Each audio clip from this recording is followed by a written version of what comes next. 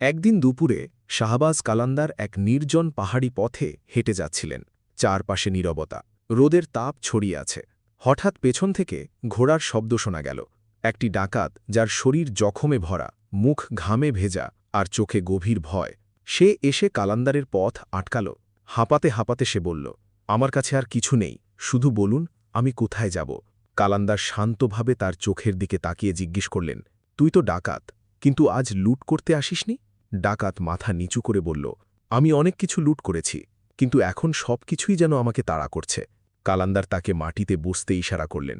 তারপর ধীরে ধীরে বললেন, মানুষ যখন রুটি চুরি করে তখন সে ক্ষুধার্ত হয়, যখন সম্পদ চুরি করে তখন সে লোভী হয়, কিন্তু যখন সে নিজের শান্তি চুরি করতে শুরু করে তখন বুঝতে হবে সে পথ হারিয়ে ফেলেছে। ডাকাতের চোখে পানি এসে গেল। সে কাঁপা গলায় বলল, তাহলে কি হারিয়ে যাওয়া মানুষ আবার ফিরে আসতে পারে? কালান্দার তার দিকে তাকিয়ে একটি পাথর বাড়িয়ে দিয়ে বললেন, এটা বুকে চেপে ধর। যদি তোর ভিতরে এখনও কিছু বেঁচে থাকে তাহলে তোর হৃদয়ের স্পন্দনই তোকে উত্তর দেবে। ডাকাত পাথরটা হাতে নিয়ে চোখ বন্ধ করল।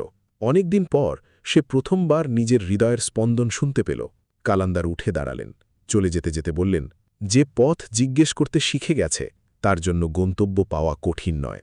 মানুষ কখন পথ জিজ্ঞেস করে জানিস? যখন সে নিজের ভেতরের কণ্ঠ শুনতে শুরু করে।